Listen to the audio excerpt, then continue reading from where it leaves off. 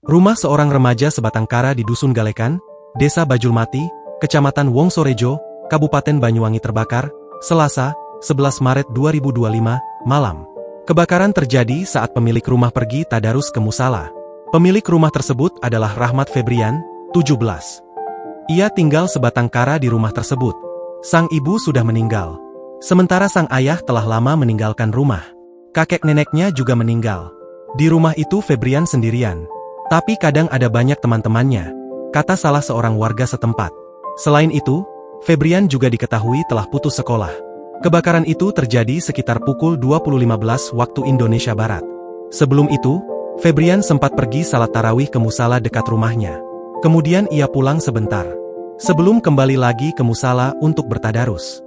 Dia dikabari temannya bahwa rumahnya kebakaran. Dia langsung lari. Semua orang juga lari.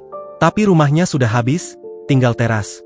Lanjutnya, ketika besar-besarnya api, warga sebenarnya sudah berupaya untuk memadamkan dengan ember berisi air dan alat seadanya.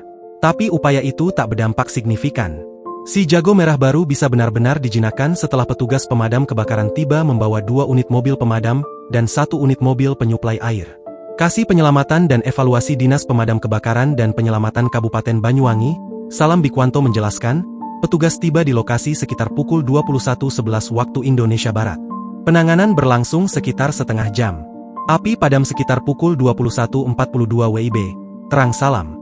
Kebakaran menghanguskan sebagian besar bangunan rumah yang terbuat dari kayu. Yang tersisa hanya bagian-bagian temboknya. Meski tak ada korban jiwa, kerugian material diperkirakan mencapai lebih dari 50 juta rupiah. Petugas masih belum bisa menyimpulkan penyebab pasti kebakaran. Tapi dugaan sementara, api bersumber dari hubungan arus pendek listrik atau korsleting.